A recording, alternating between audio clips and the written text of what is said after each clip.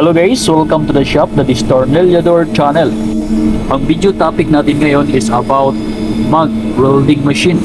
Kung paano ito gagamitin sa pagsusulda ng mga aluminum products. At magandang opportunity ito guys, hindi natin palalagpasin ito, pakikitrinitin tayo.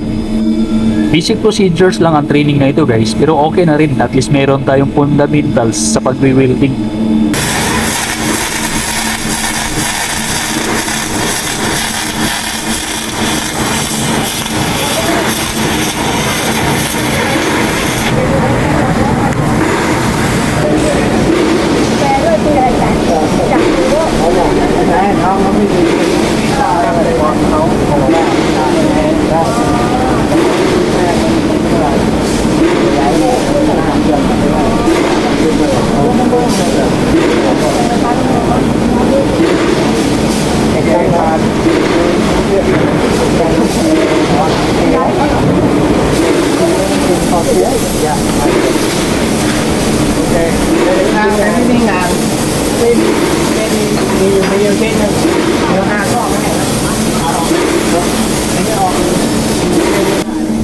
Ngayon masubukan ko na for the first time.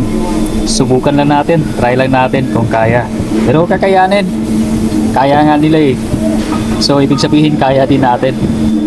Okay guys, this is my turn. Ako na naman. Tingnan natin kung kaya kong gawin itong ginagawa nila. Mga welder itong mga kasamahan ko dito eh.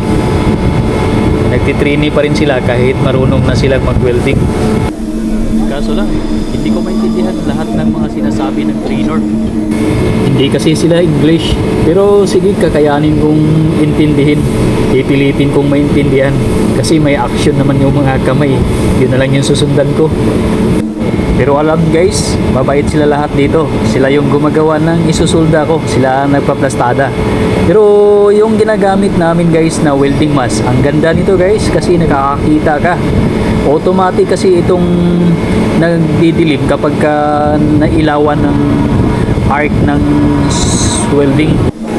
Pero pasensya na kayo guys, hindi ninyo makikita kung paano ako magsulda ng first time sa mag. Natatakpan kasi nila yung camera ko, pero ito sila nakapanood sa akin, sila lahat. Tinitingnan nila kung eksakto yung ginagawa ko.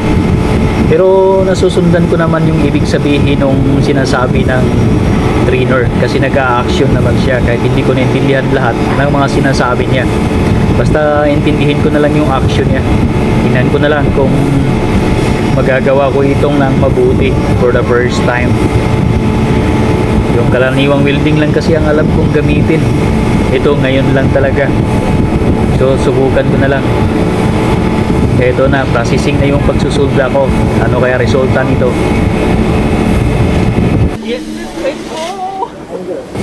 Sa wakas, tapos na ako sa turn ko. Ito, i-check na ng trainer kung eksakto yung pagkagawa ko. Kung tama ba itong strokes ko. Tinitingnan kung pwede na ba ito o reject ba ito. Ano kaya resulta nito? Sasabihin ko na lang siguro na kahit hindi maganda yung pagkasolda, ipasa na lang ako para pang certificate na lang yung sa akin. So ngayon, antayin ko na lang yung masusing pagsusuri sa pag-welding ko kung ito'y pasado o hindi. Malalaman natin mamaya guys. Papakita ko sa inyo kung ano yung nangyayari. Ang sabi pa naman nitong kalbo, mali daw yung position ng torch ko. Hindi raw nakalagay sa 45 degrees yung position ng torch ko sa pagsusulda.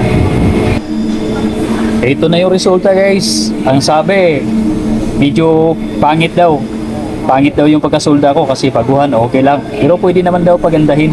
Iba brush lang siya ng steel brush. Okay na daw kasi nangingitim. So ito na yon. So pwede na daw to guys. Pwede na daw to pagkakakitaan. Kaya lang nangingitim. So paano guys? Hanggang dito na lang muna tayo. Maraming salamat sa inyong panunood at hanggang sa ulitin. Bye-bye!